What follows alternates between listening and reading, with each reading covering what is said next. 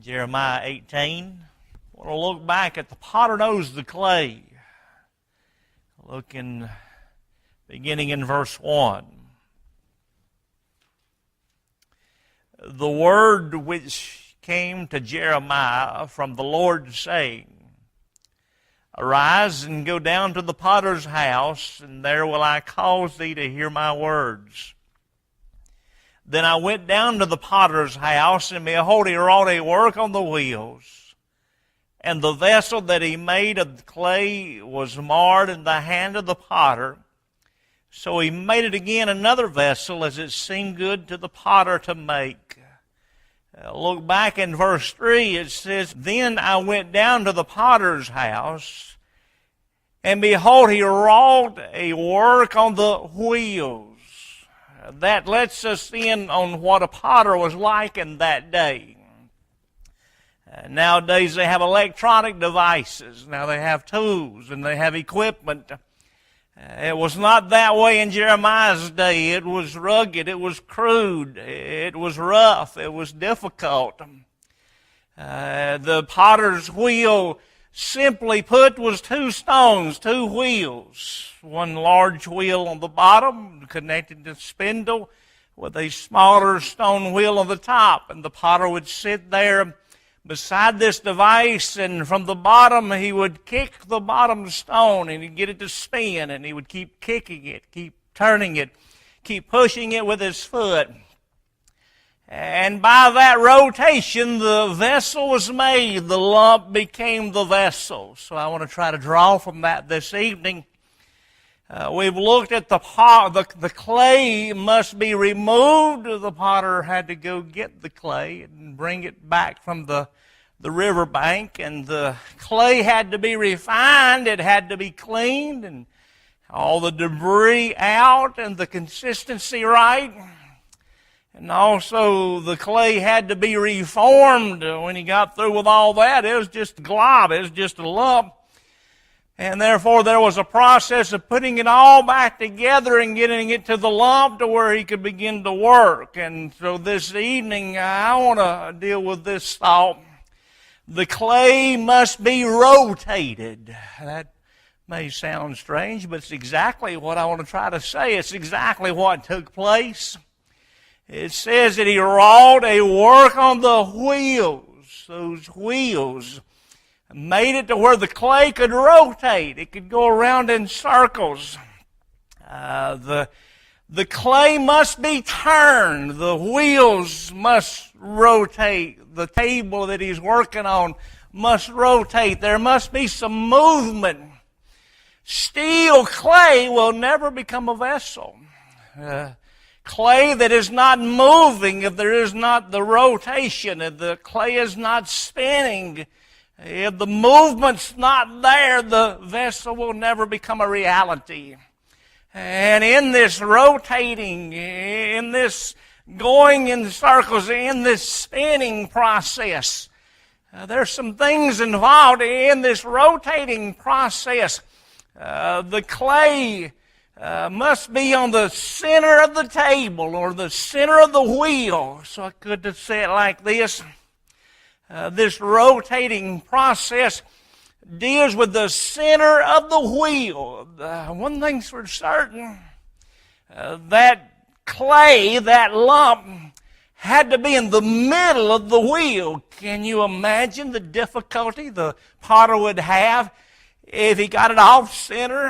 I can see him chasing it around the wheel, trying to form it into a vessel. It wouldn't work. There's no way.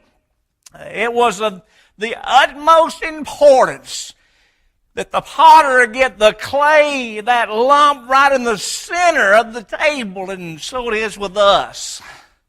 It is of great importance. In other words, there is no substitute for this. There is no replacement for this. We must, if we are to ever be the vessel that the potter wants us to be, we must be in the center of his wheel. Most of you know this, maybe all of you.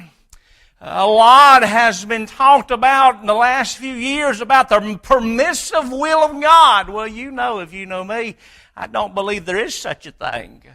The permissive will of God indicates, well, you really ought to be in the high point, and you really ought to be in the class, and you really ought to be doing such and such. But you don't want to do any of those things, so you're in high point, but you're just going to church, and you're not teaching, and you're not singing, and you're not participating. And some people think that's a permissive will of God. God permits it. Well, I'm of the opinion that the Bible teaches we are either in the center of God's will, we are either in God's will, or we're out of God's will. The clay has to be in the center of the wheel for him to do the work.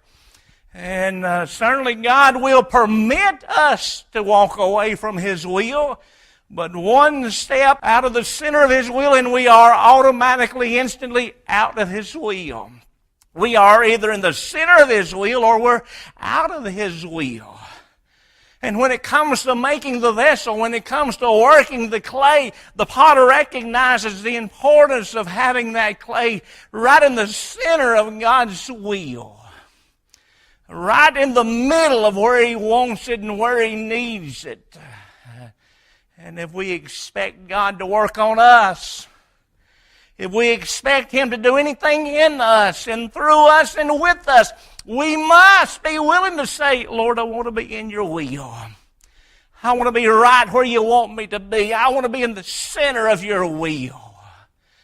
I think a lot of people are wanting God's blessings, but they're not willing to be in the center of the wheel. A lot of people are wanting God to do good things for them, but they're not willing to be in the center of the potter's wheel. A lot of people are wanting God to mature them and bless them and use them, but they're not willing to be in the center of the potter's wheel. And none of those things will happen until we get in the center of this wheel. We get right where he wants us to be. If we're not, it isn't going to happen. There's no way to avoid this step. There's no way to sidestep or skip this process or this step in the process. We must be in the center of God's will. And I thought about that this afternoon. That involves just simply placing ourselves into his hands. For the clay does not place itself on the wheel. It doesn't even adjust itself. If it gets on the wheel and realizes it's a little off center, it doesn't have to scoot itself over and get the right angles and measure from that side and measure from that side. The clay doesn't have to adjust itself. That's the potter's job. The potter is the one who even puts the clay on the center of the wheel. So my point is this. All we got to do is surrender and say, Lord, I want to do your will. So many times we're so busy doing this and doing that and staying busy, and we're stopping this and stopping that and quitting this, and all those things, I suppose, have their place. But the bottom line is I can be doing, and be completely out of God's will, doing good things. So my point is this. We need to say, Lord, place me in your will. I submit to you. I yield to you. Place me where you want me to be. Do what you want me to do. Tell me what you want me to do. And lead me in that direction. I yield. I'm talking tonight about the clay must be rotated. It must be turning. It must be moving. This rotating process deals with the center of the wheel. But again, the wheel has to be turning. There has to be movement. Without the movement, there'll be no molding. Without the movement, there'll be no change. There'll be no vessel. There'll be no work. So could I say it like this? This rotating not only involves or deals with the center of the wheel, but it deals with the circle of the wheel. It goes around in a circle. Again, there's movement involved. The potter sits beside the device and he kicks the bottom wheel with his foot. And he gets it started and he starts his work, and every once in a while, every so often, he'll kick the wheel again to keep the movement, to keep the circle going, to keep the wheel going. He turns the bottom wheel, which turns the spindle, which turns the upper wheel, which turns the lump, that turns the clay. So the wheel must be turning. I'll say it again. A steel lump will never become a vessel. A lump of clay that's not moving will never become a vessel. And that process of spinning, it is as though the clay, the centrifugal force, is forcing it outward. It's spinning, it's going around, and the weight and the matter of the clay is sending itself outward. It's spinning and going around and pushing itself outward. And so I just wonder if every once in a while, if we listen real close, if the clay wouldn't say, what in the world is happening to me? What in the world is he doing? What in the world does he have on his mind? Seems like my life is all in disarray. Seems like everything's just coming unglued. Seems like my life is just being flung to the wind. It just feels like everything's out of sort. He can't get any sense of direction. About the time he recognizes something that's gone, he can't understand what's going on. I'm sure if we listen closely, the clay would say to the potter, what in the world are you doing with me? Well, Isaac Newton called it centrifugal force. We call it life, circumstances, just the situations of life. And sometimes it does seem like our life is out of control. Seems like we can't get a handle on it. Seems like you just don't know what in the world is going on. And sort of like the clay, Lord, what are you doing? Why are you letting this happen? But it's a part of the process. It's a needed, necessary part of the process. For there must be this spinning, there must be this rotating, there must be this circle of the table, a circle of the wheel. I thought about this. That clay sitting on the upper wheel knows nothing about what's going down below, what's going on down below. That clay doesn't see the potter's foot. That clay doesn't see what the potter's doing. All that's beyond his understanding. He doesn't understand that. And so many times we miss the fact that all this conglomeration, all this mess we're going through, all these circumstances, all this revolving and rotating, all this flying apart stuff, God's in charge of all that. It's the potter working. It's the potter working. Because he wants to make a vessel out of us. And the circle of the wheel. Sometimes the clay probably feels like he's about to fly apart.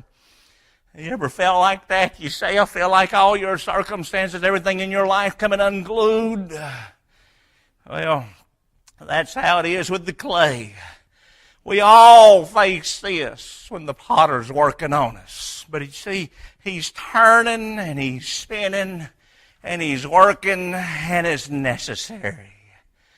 You see the centrifugal force. Now there's more involved than just that. I'm not going to get too scientific tonight. That centrifugal force of the spinning or the turning of the wheel, the turning of the lump, it's pushing the clay out. It's pushing it away from the center. It's pushing it out. And then at the same time, the potter's hands are pushing it inward. So you got the pushing out and the pushing in. You know what that's called? That's called pressure. You ever felt any pressure? You ever been under the pressure of life? pressure of jobs, pressure of family, pressure of junk at the house falling apart, pressure of physical problems, pressure of expectations from people. That's what life's all about. There's pressure. But God's using that, potter's using that pressure to mold us, to make us. That's what He's attempting to do. That's what He's trying to do. You experienced any pressure lately? You ought to say, thank you, Potter, for working in my life. Sometimes the pressure can be severe. Sometimes it feels like it's more than the clay can stand. Sometimes I'm sure the clay says, oh, Potter, what are you doing to me? But that pressure is needed. That pressure is making the vessel. I want to say again, the potter's in charge of the whole process. He's in charge of placing the clay on the wheel. He's in charge of the spinning of the wheel. He's in charge of the speed of the wheel. He's in charge of the pressure applied to the clay. He's the one that's in charge. All we can do is yield. Well, I shouldn't say that because that ain't true. We can resist. That's a different message. I'm trying to talk tonight about the potter and the clay. The potter knows the clay. He knows us. He knows us. He knows me. The clay must be rotated. Could I say something else? Look in verse 4 again. And the vessel that he made of clay was marred in the hand of the potter. The word marred means to be spoiled or ruined. We are not told exactly what happened, but we know something bad happened. Something happened wrong. The clay was marred. I ask you a question, why was it marred? Was it something the potter did? Somehow he pushed when he should have pulled? Was it something wrong with the wheel? Was he spinning it too fast? Was it him? Was it his tools? No, a million times no. It wasn't the potter or his work on the clay. It was the clay's fault. The clay was where the fault lies when it was marred. Bottom line, somewhere in the process of the potter working on the clay, that clay got stiffened up, resisted against the potter's touch. And when it did, it was marred. So could I say it like this? The clay must be removed and refined and reformed and rotated.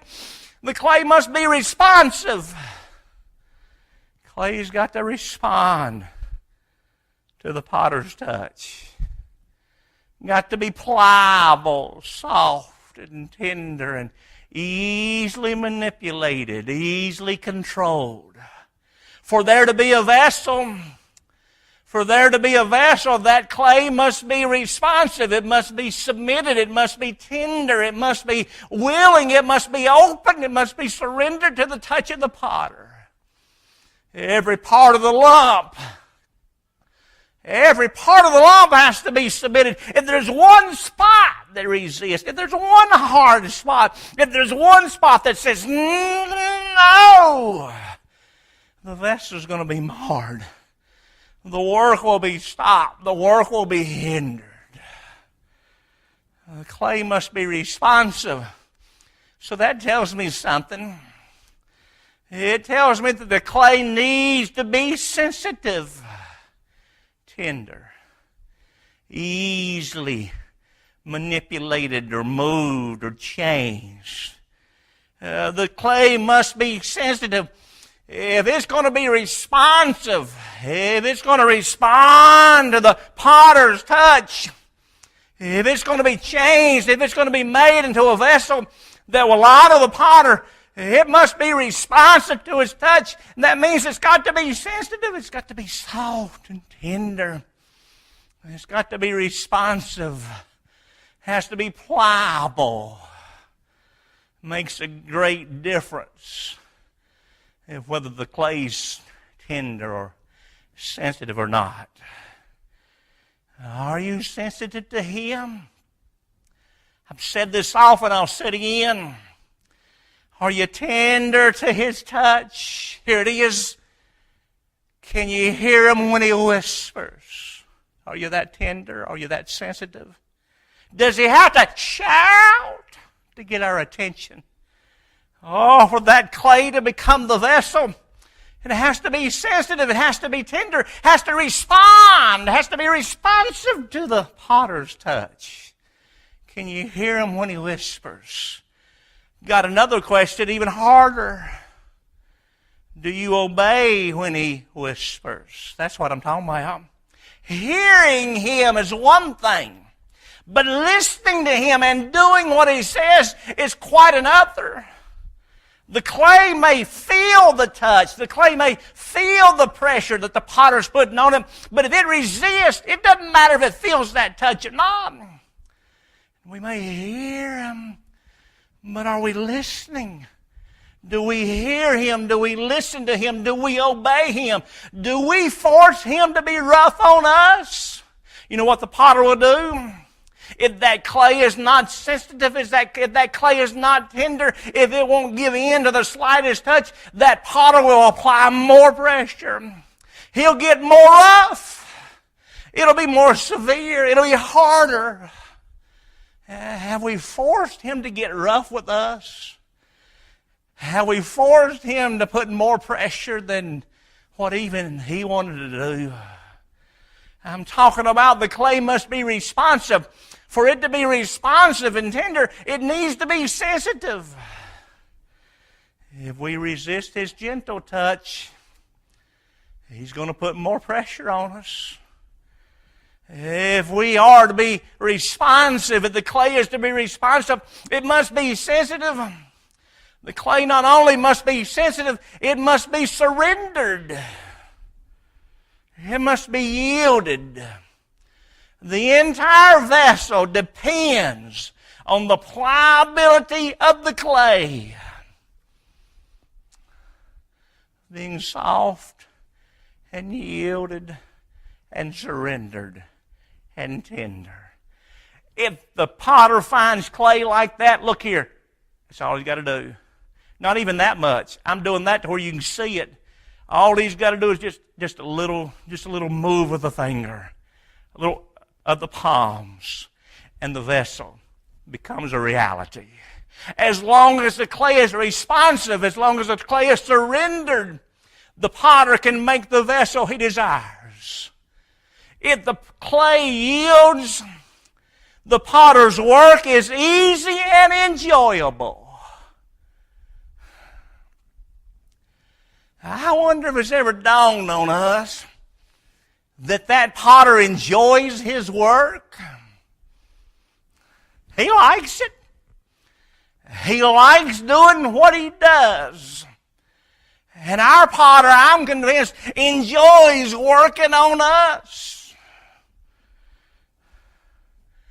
Wonder how long it's been since we made our potter happy because we were so surrendered and so yielded. Wonder, does he smile while he's working on us? I mean this with all my heart. Do you think he whistles while he works because we make him so happy? Because we're so surrendered and so yielded, it's a pleasure. He's enjoying it. He's having a good time working on this lump of clay. Because the clay is responsive and the clay is surrendered and the clay is yielded. I'm talking tonight about clay. The potter knows the clay. The clay must be responsive.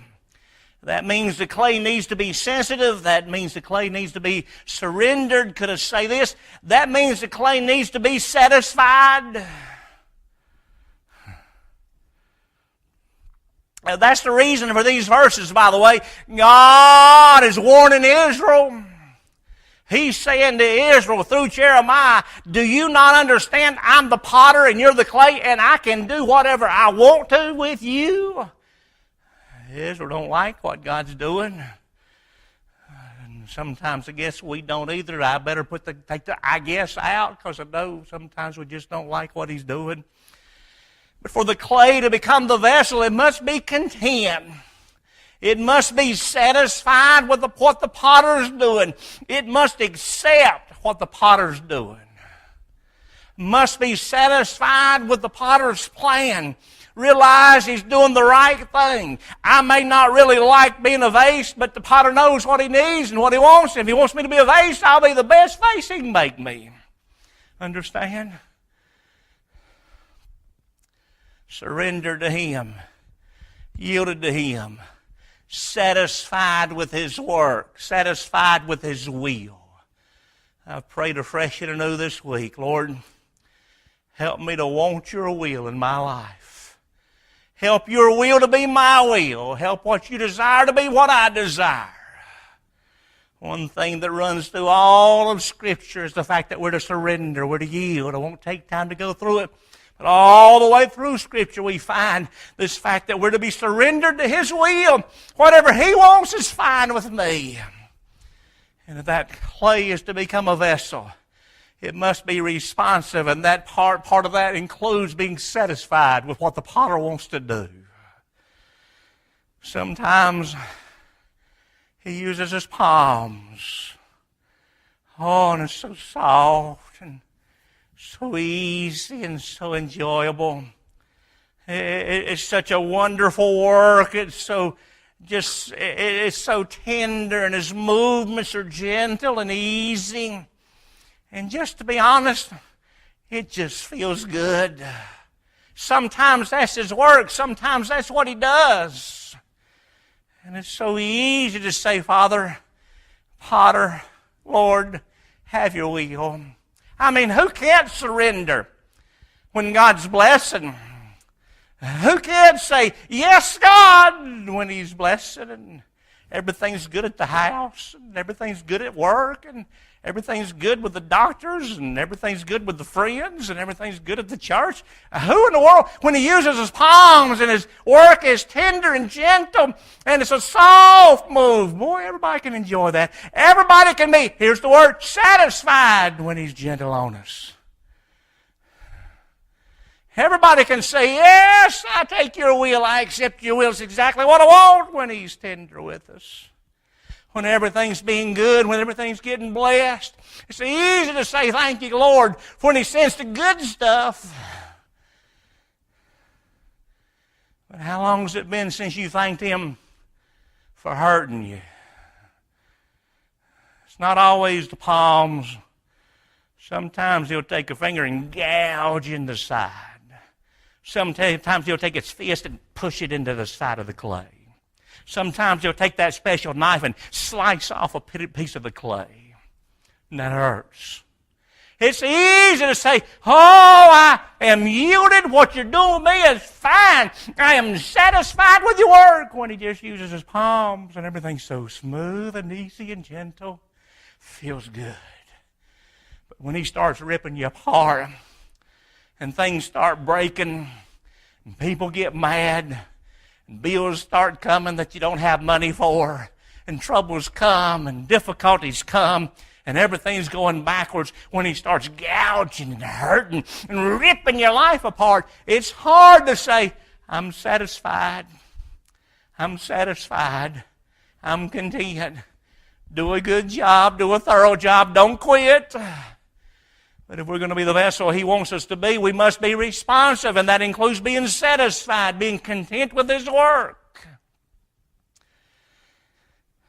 It's easy to say I'm satisfied when everything's smooth. But what about when you get to the rough spot? What about when it feels like He is beating you up? Could have said it like this: when He's hurting us, when He's digging and gouging and beating and pushing, we are as much in His hands then as when He's gentle and smooth and tender. Maybe even more so because He needs to hold more securely during those difficult, hard times. We are in His hands as long as we're still in the center of His will. we climb off the table, that's a different story. We may head that somewhere, that way directly. The clay must be responsive. That includes being satisfied. Satisfied with what God's doing. When we resist, it's just going to make it worse. I ask this question again. Where in the world did we ever get the idea that life was supposed to be easy anyway? Where did we find that? Where did we even get that idea? I'll tell you one thing. It didn't come from the Bible. It didn't come from the Spirit. It didn't come from the church. At least right churches. I got a feeling it came from the devil, because it sure ain't the truth. Life isn't going to be easy. Not supposed to be easy. We're in a world full of sin. We're in deformed, corrupt bodies. The potter's going to have to do a severe work at times. It's going to have to be hard. It's going to have to hurt. He's going to have to beat up on us. And he tells us up front. He tells us up front, this is going to hurt. You ever gone to the doctor? And he says, now this may sting a little bit. You ever hear that? I'm telling you, you better start biting a bullet. Because this little bit of sting, it'll just about kill you sometimes. If he ever says, now this may just sting just a little bit, you better watch out. But the potter tells us up front, this is going to hurt you. You just well get ready. You just well expect it. But I want to tell you, the end of the process will be worth the pain. The clay must be responsive. That includes being sensitive, surrendered, and satisfied. And I'll say it again. If we resist, it'll be worse. When the clay resists, that potter puts more pressure and puts it in a little bit harder and turns it a little bit faster. So I'll just say it like this. Go ahead and get mad at the potter if you want to, but you're going to make it worse. Go ahead and complain to the potter if you want to, but you're going to make it worse. Go ahead and resist, but you're going to make it worse. Go ahead and try and have your way, but you're going to make it worse. Clay needs to be surrendered and sensitive and satisfied. It needs to be responsive. I'll put this in. I could spend a whole message here. During all this process, every once in a while, he'll take his hand and dip it in some water and sprinkle it across. Make it soft and pliable and moist. And every once in a while, that's what the potter does for us. He'll give you a message, all that you needed just in time. You'll open a book and the truth of Scripture will jump out on you and it'll help you. You'll read the Bible and boy, you got to open your eyes to something to help you to stay surrendered. The potter's in charge of this work. The potter's at work. I ask this question in closing. Why do we resist him? Why do we resist the potter? Maybe because of ignorance. We just don't even, we really, in spite of being in the church as long as most of us have been, maybe we are ignorant to the fact of we don't understand what we're doing. We don't understand what the potter's trying to do. We don't understand the cost. We don't understand the significance of just living our lives our way and not being surrendered and tender. Maybe we resist through ignorance. Maybe we resist through pride. We think we don't need His help. We don't need His work. We're doing just fine. I don't see anything wrong with me. Don't know what I got. Why would I want to change anything? I'm doing a whole lot better than most people. Some people actually feel that way. Well, they're wrong. Why do we resist? Maybe ignorance, maybe pride, maybe selfishness. We just don't want to do His will. We just want to live our life our way. We just want to live life the way we want it to live and do what we want to do, how we want to do it. And you know what that is? That's flesh. That's Rick. That's me. That's flesh. That's the old man. And it'll get us in trouble. Maybe we resist because of fear. We're afraid if we submit what He might ask of us. If we submit, we're afraid what He might do. I mean, after all, with me not being in the center of His will, with me not being yielded, I feel like He's about to kill me. If I yield, what's going to happen? Well, He may kill you. It might get worse. It might. But listen, if that's the potter's will, if that's the potter's work, if that's the potter's way, the best thing we can do is yield. The potter knows the outcome. And the potter knows the process of getting where we're at to where He wants us to be. And that process cannot be changed. It cannot be diverted. None of the steps can be skipped. So here's the point of tonight's message. The message to this message is surrender. The message to Jeremiah's message was surrender. Have you placed yourself in His hands honestly? Are you there? Are you in the center of His will?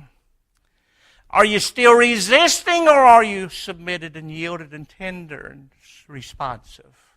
Be honest. Are you yielded? Are you surrendered? Are you resisting? Have you surrendered to the potter? A songwriter said it like this. Have thine own way, Lord, have thine own way. Thou art the potter, I am the clay. Mold me and make me after thy will. While I am waiting, yielded and still. Have thine own way, Lord, have thine own way. Hold o'er my being absolute sway. Fill with thy Spirit till all shall see Christ only always living in me. Wouldn't it be wonderful that we'd so yield to Him to where when people see us, we remind them of Christ. That's the vessel He wants to make out of us. It'll never happen if we're not responsive. It'll never happen if we're not rotating the circumstances and troubles and trials that just get us disoriented sometimes. Are you yielded?